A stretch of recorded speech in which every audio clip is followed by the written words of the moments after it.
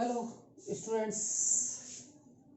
Welcome you in my mathematical physics class. विद्यार्थियों, आज ये नेक्स्ट चैप्टर है। पिछला चैप्टर हम लोग जो पढ़ रहे थे वो फोरियर एनालिसिस का था और उसके लगभग सभी टॉपिक्स जो थे वो मैंने कंप्लीट करवा दिए थे। आप उसके न्यूमेरिकल्स को और चेक कर लें, एक बार देख लें। कोई भी प्रॉब्लम है आप कॉलेज में आ जाएं और पूछ लें।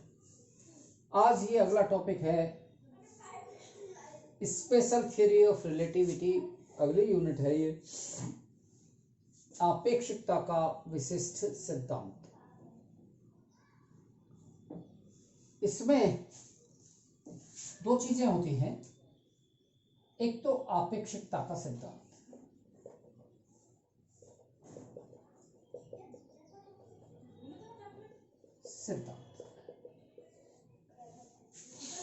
थ्योरी ऑफ रिलेटिविटी, या हम ये कहते हैं कि सामान्य सिद्धांत,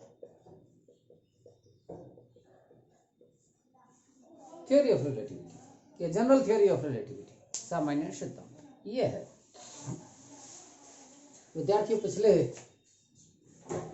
छोटी क्लासेस में आप लोगों ने पढ़ा है, कुछ एग्जाम्पल्स थे इस तरह के कि एक हिरन, न्यूमेरिकल क्वेश्चन पूछे जाते थे गणित में।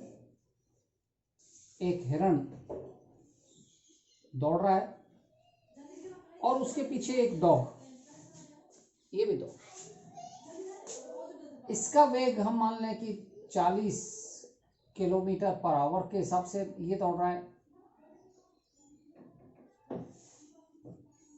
और कुत्ता इससे ज्यादा स्पीड से दौड़ता है और ये हम मान लें कि 50 किलोमीटर, या ये कुछ ज्यादा लग रहा है तो इसको 20 किलोमीटर मान लें और ये 25 किलोमीटर पर आवर के हिसाब से ये दौड़ रहा है। स्वाभाविक है कि ये गति करेंगे और गति करते करते ये इसको पकड़ लेगा। क्यों? इसका कारण है कि इसकी स्पीड ज्यादा है, इसकी स्पीड कम है। तो ये स्पीड ज्यादा किसके सापेक्ष हुई? इसके सापेक्ष। इसका मतलब स्पीड वेलोसिटी, और इस वेलोसिटी की तुलना इससे हुई। तो विद्यार्थियों, यही आपेक्षिकता है। आप अपने अपने घरों पर स्थिर हैं, इसका मतलब आप स्थिर हैं घर के सापेक्ष। लेकिन कहा जाए कि आपके घर के सामने से कोई गाड़ी, व्हीकल जा रहा है, व्हीकल गति कर रहा है, तो वो गति कर रहा है, वो आपके घर के सापेक्ष गति कर रहा है, आपके सापेक्ष गति कर रहा है। इसका मतलब है कि स्थिति की बात करें और स्थिति का भी कहें कि आप कहां पर हैं, आपके घर पर हैं। घर कहां पे है? करौली में, या बाहर कहीं किसी भी जगह पर है, जयपुर से इतने किलोमीटर दूर पर। तो एक रेफरेंस पॉइंट होगा और वहां से उसकी तुलना हो जाएगी। तो जब स्थिति की बात करते हैं तो उसकी भी तुलना करना पड़ती है हमें किसी एक रेफरेंस पॉइंट से। गति की बात करते हैं तो गति को भी हमें एक किसी रेफरेंस पॉइंट से उसको तुलना करनी पड़ती है। सिंपल गति हो रही है तो हम एक रेफरेंस पॉइंट लेंगे, इस रेफरेंस पॉइंट के सापेक्ष गति हो रही है। तो ये अगर रेफरेंस पॉइंट नहीं लिया जाएगा तो इस गति को परिभाषित नहीं किया जा सकता। इस तरह से रेफरेंस पॉइंट होना चाहिए। अब ये रेफरेंस पॉइंट कौन सा हो? क्या ये रेफरेंस पॉइंट स्थिर हो? क्या ये रेफरेंस पॉइंट गतिशील हो?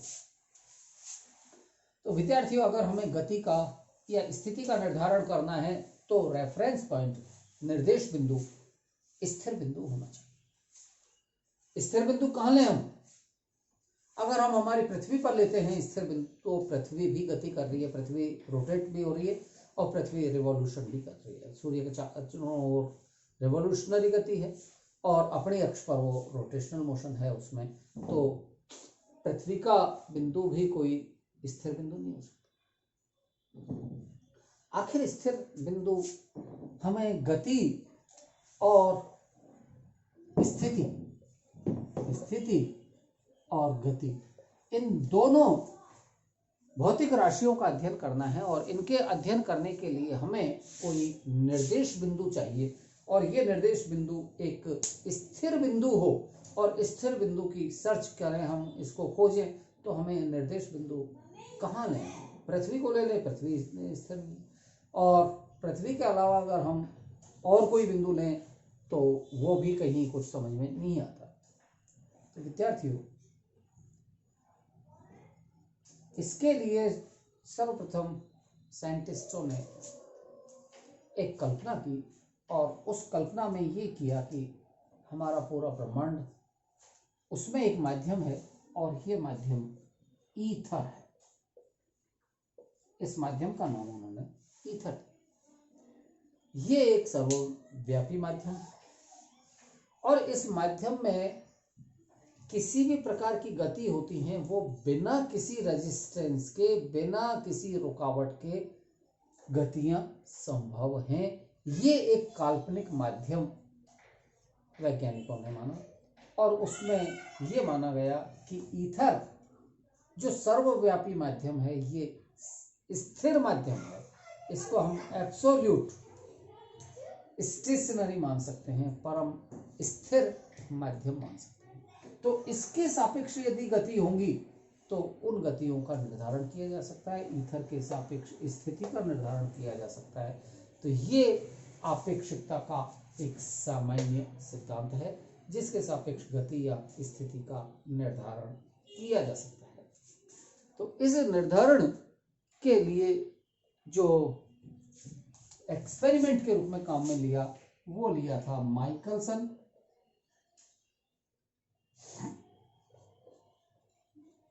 Morley interferometer. एक एक्सपेरिमेंट किया माइकलसन मॉर्ले व्यतिकरण मापी के रूप में। माइकलसन का व्यतिकरण मापी आप लोगों ने पिछले क्लासेस में पढ़ा है और ये माइकलसन मॉर्ले इंटरफेरोमीटर है जिसमें रिजल्ट नेगेटिव रिजल्ट आते हैं। तो उनके बारे में मैं आपको नेक्स्ट डे अगली क्लास में बताऊंगा।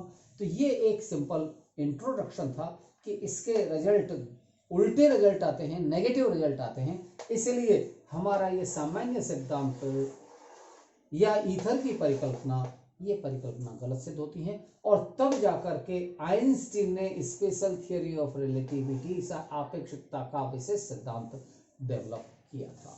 तो ओके, ठीक है।